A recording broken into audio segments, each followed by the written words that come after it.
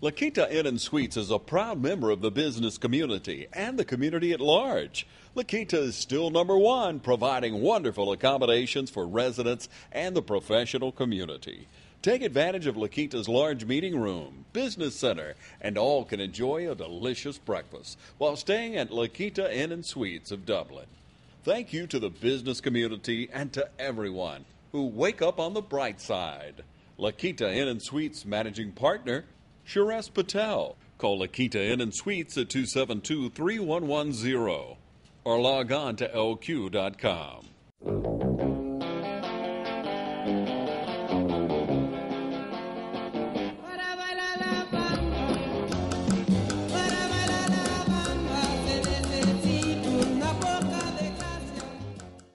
Hello everybody, I'm Pilar Archila with Pure Gold, and I have a special treat for all of you today. I have Miss Geva Alexander here with me today. How are you, Geva? Oh, I'm fine, Pilar. Thank you for having me. Well, thank you for accepting our invitation to be here with me today. You look wonderful. Thank you. How are you doing? Oh, I'm doing fine. Really great days. I'm glad to see the sun, though. Oh, yes, and I'm glad to see a little bit of warm weather.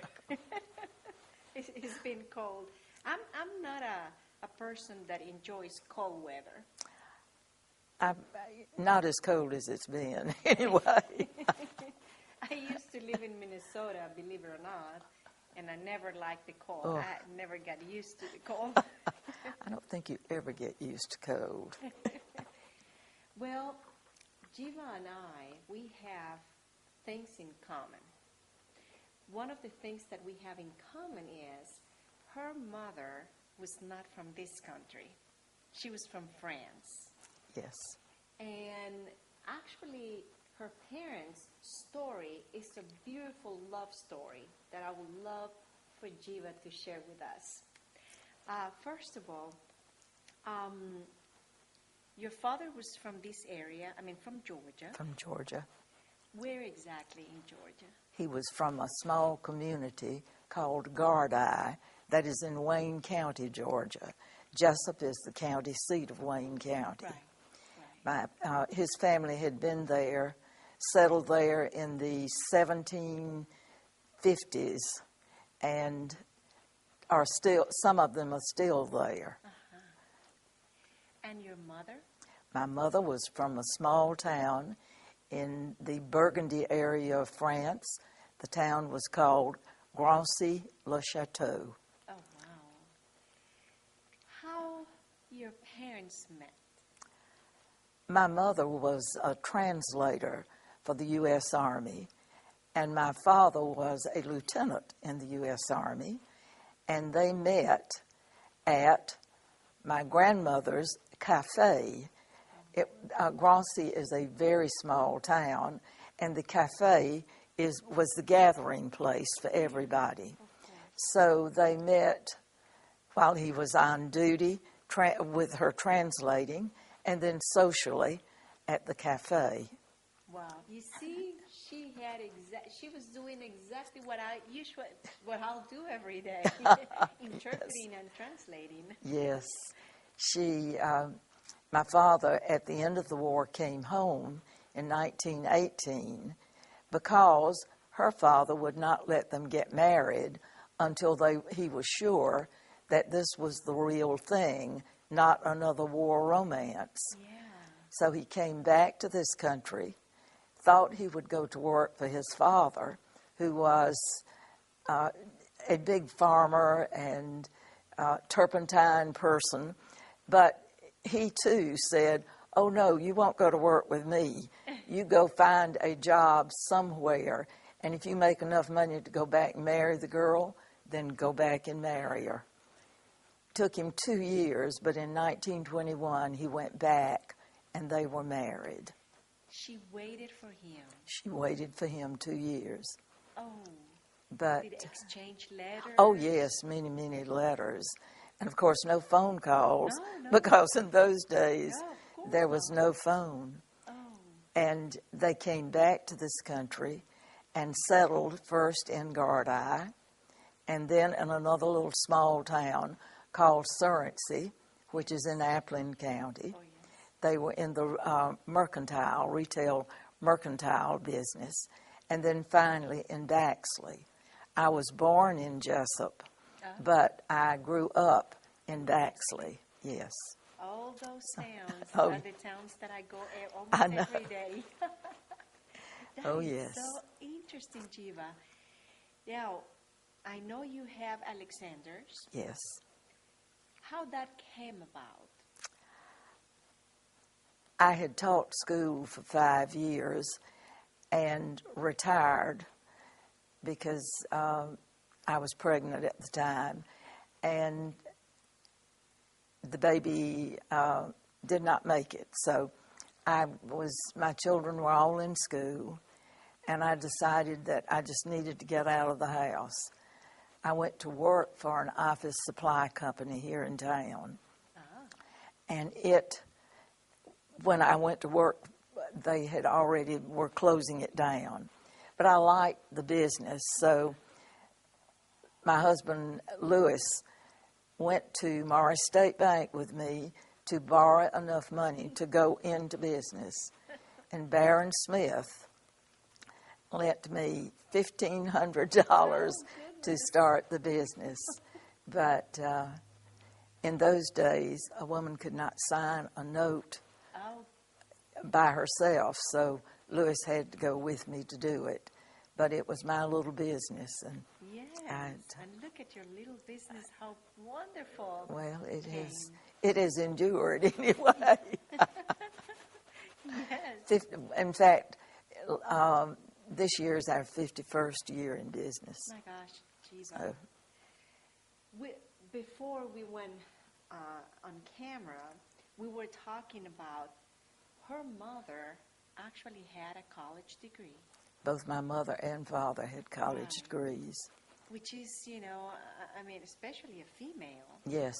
Back And on those days was not very common. no, it really wasn't. But both sides of the family valued education. Yes.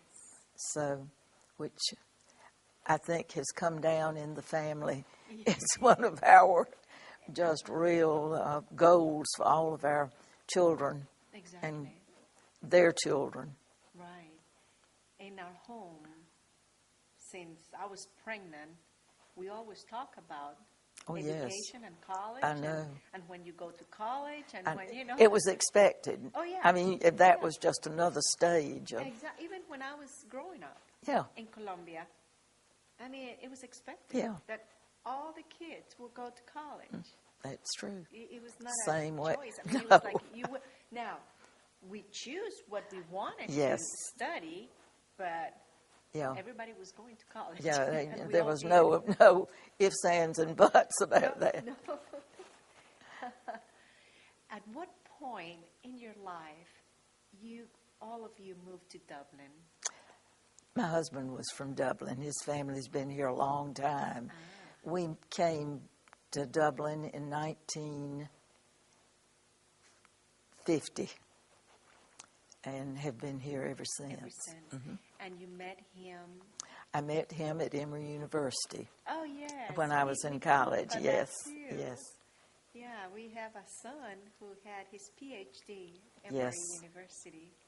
So, you met him there, moved back to Dublin around 1950s, in the 50s, and you had your business going, and very successful, may I say, and became a member of the Chamber of Commerce. yes. Our chamber has certainly grown since I first came to Dublin. Had it not been for Anne Brandon, I don't know that we would have kept it alive, though I was not a part of it in those years. But certainly Anne Brandon persevered. The chamber was located in one room at City Hall. So it was, and now we have this beautiful facility. Yes, it's gorgeous. I know. And back then you were not that, with her, when it was in that room. Oh, yeah. But one thing I know, Geva is the very first female chair of the board, the Chamber of Commerce. Geva, that is a huge milestone. To me, that is a humongous honor and a lot of, my goodness, it's like a big thing. Well, I think it was a big step for them to nominate a woman to be head of the chamber. Now, let me say this. There were many, many women as qualified, more qualified than I, that could have been selected. However, in those days, there were very few women who owned their own business. To be honest, I think that was why that did it, not my qualifications or good looks or anything. It really, I know that was what did it. Well, I'm sure you were qualified. I mean, to own your own business, and that was back in 1989. Yes. 1989-90. Yes. Right? Well, on that note, we're going to take a short break, and we're going to be back more with Geva Alexander. Thank you for being with us. I'm sitting here with Ms. Geva Alexander. We're talking about Chamber of Commerce. We were talking about back in 1989, Geva was the very first female chair of the board of the Chamber of Commerce. Now, something else happened in 1989. That was the year that they were having the selection of the chamber president. Can you tell us a little bit how that process went and who was selected? Well, you know, the chamber actually is a business. It is a business whose goal is to attract new businesses and new industries to Dublin, Lawrence County. Right. I went in, up till this point, we had always had a director who was a retired industry official in Dublin to serve, and they really did not necessarily serve full time, and the staff was not as professional as it could be. And I went in, I was a woman on a mission. I felt like that the one thing we had to do was to convert our chamber into a professional organization to adequately reflect who we, Dublin and Lawrence County, are. Amen.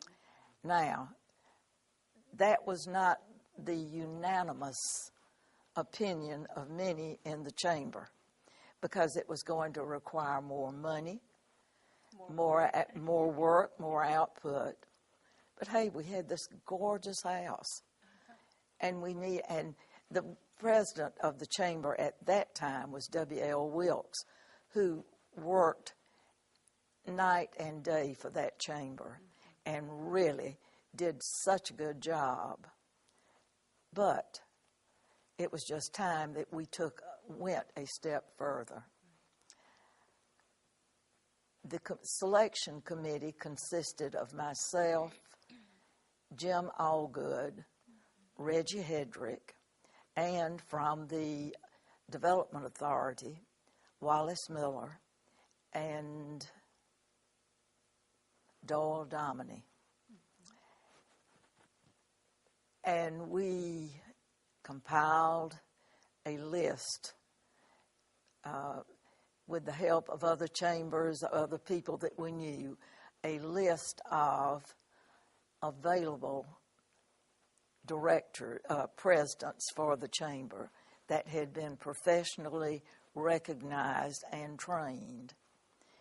We interviewed and we did a lot of soul searching, and we interviewed these people again and again, and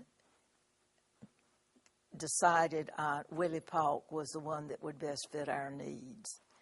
She came to Dublin November 1st, 1989, as the first official professional chair of the Dublin Lawrence Chamber of Commerce. Wow. And we still have her here, and she is just great. She really is. What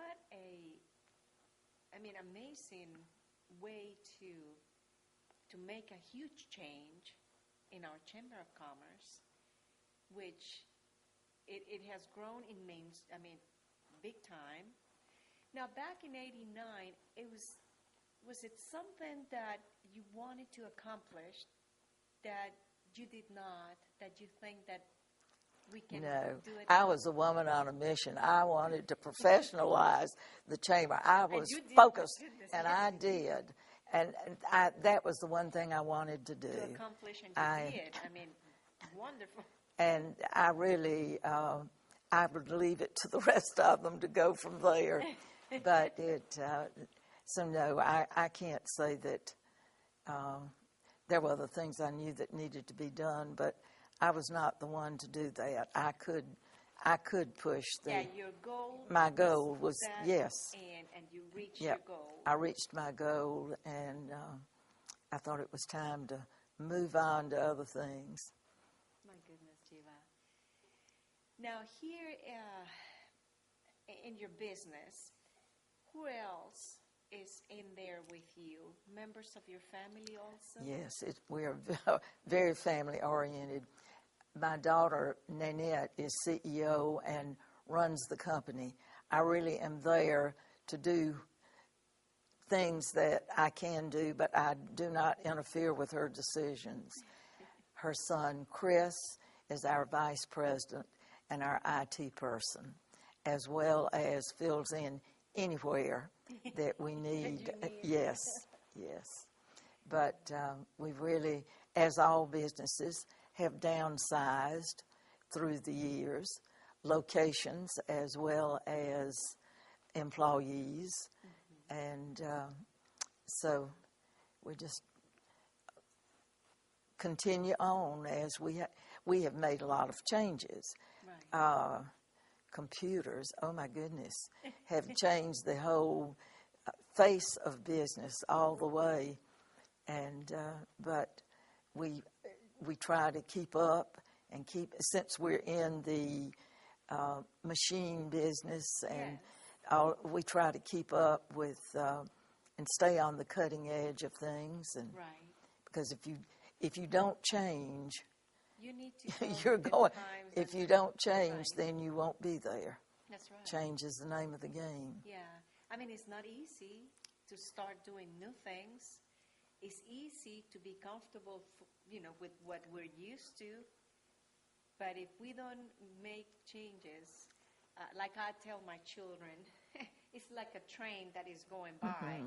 If you don't go ahead and jump in, you're going to be left behind. You're going to miss the train. And I think, too, one of the greatest errors that we might have, it's so easy to fall into, is that as you get older, you don't want to release the authority to the younger ones. And the younger ones are the ones that are growing up with the changes. Yes. But we keep thinking, if good enough for Potts, good enough for me, and we forget that. We forget. I feel like they're born knowing everything. Well, it really is. Like it's my grandchildren. They just sit in front of a computer and they know. And they can do everything.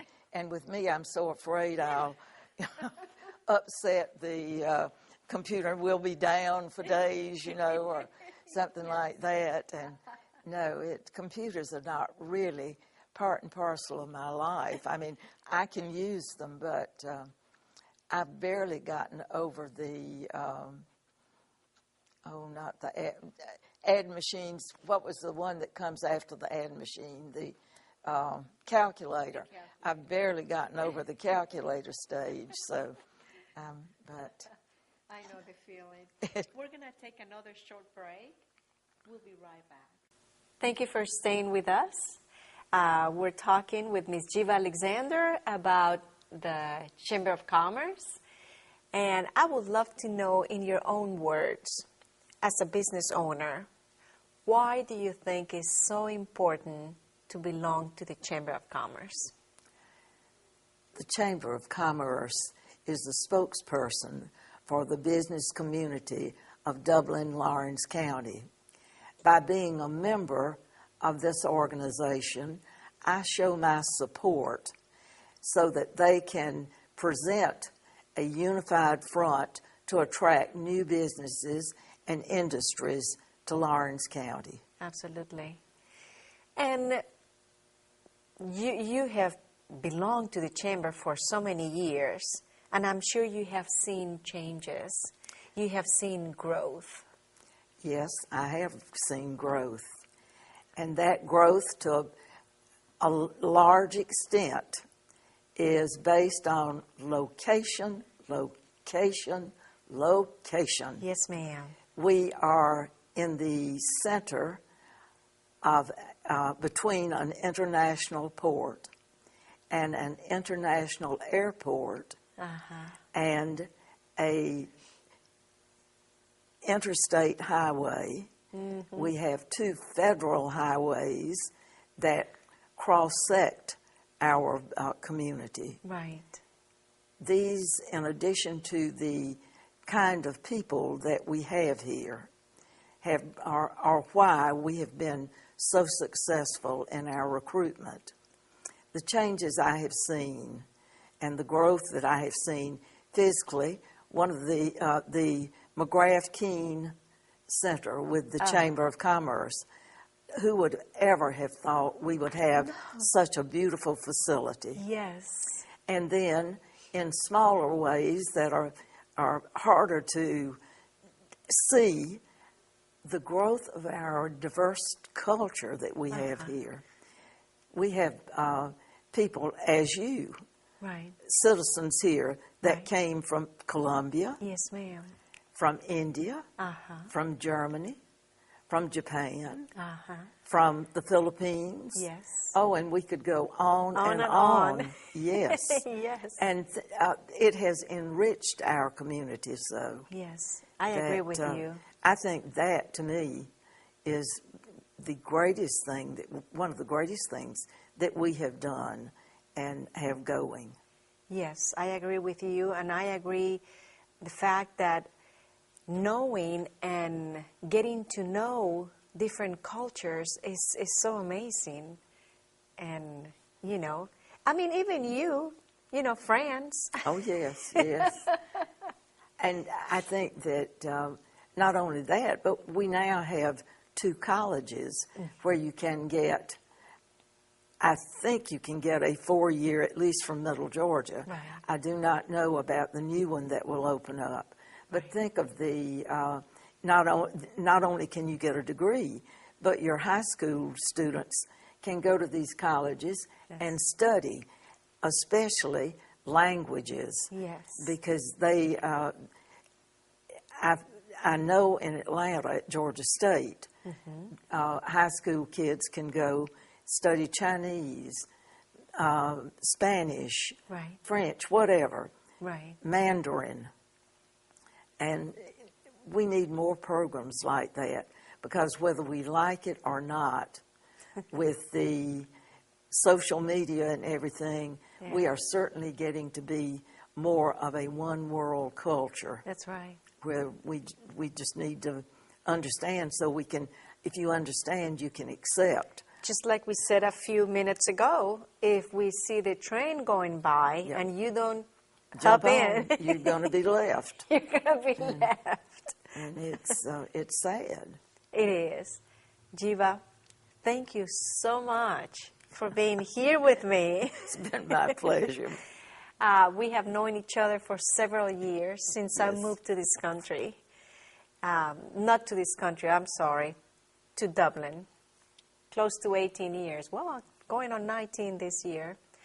And it's been a pleasure having you here sitting with me. Thank you. Thank you so much. And thank you all of you for watching. And until next time.